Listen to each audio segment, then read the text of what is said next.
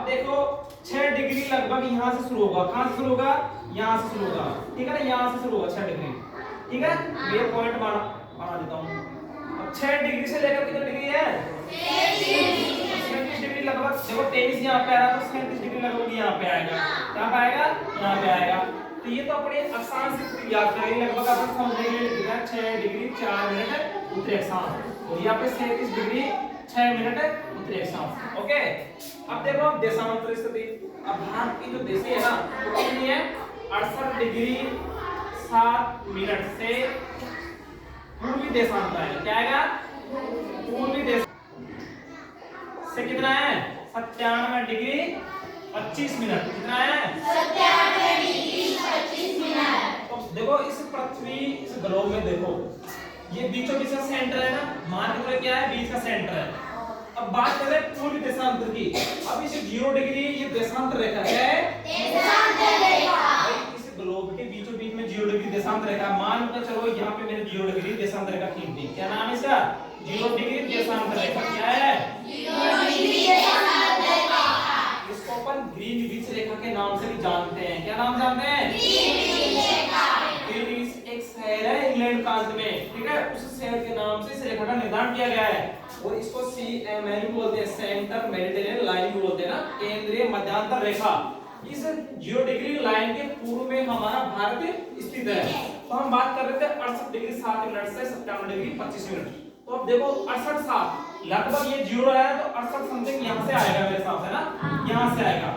यहाँ से लेकर कितना है? 97 25, 97 25 यहाँ पे आएगा ना। 90 डिग्री के पूर्व में 180 अक्षांश इधर है और 180 अक्षांश पश्चिम में। भाई टोटल देशांतर कितने हैं? 360। कितने देशांतर है टोटल? 160। 180 देशांतर तो पश्चिम में और 180 पूर्व में। 180 अक्षांश और 0 डिग्री, सॉरी 180 देशांतर और 0 डिग्री देशांतर मिलकर एक रेखा का निर्धारण करते हैं, है ना। वो रेखा ये होती है 0 डिग्री, है ना। 0 डिग्री ग्लोब है। इस ग्लोब के मान लो आगे ये समझ ले, ये ग्लोब है ना, क्या है?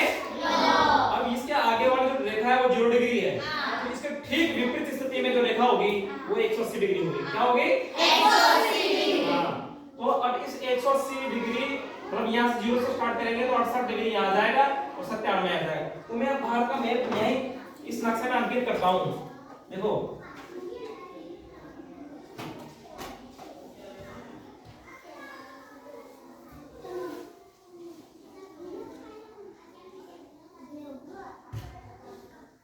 ये हमारा भारत है ना।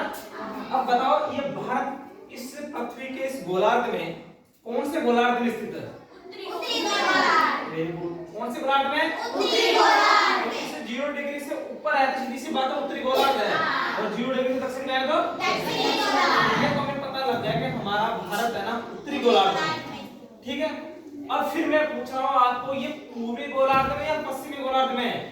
पूर्वी। कौन से में है? पूर्वी। पूर्वी गोलार्ध में।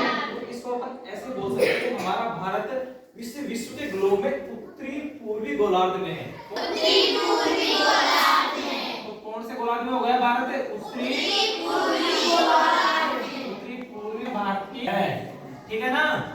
यहाँ से देखो, यहाँ से अक्षांश रेखा है 6 डिग्री 4 मिनट से 37 डिग्री 6 मिनट उत्तरी अक्षांश, और 68 डिग्री 7 पूर्वी देशांतर से 97 डिग्री 25 पूर्वी देशांतर।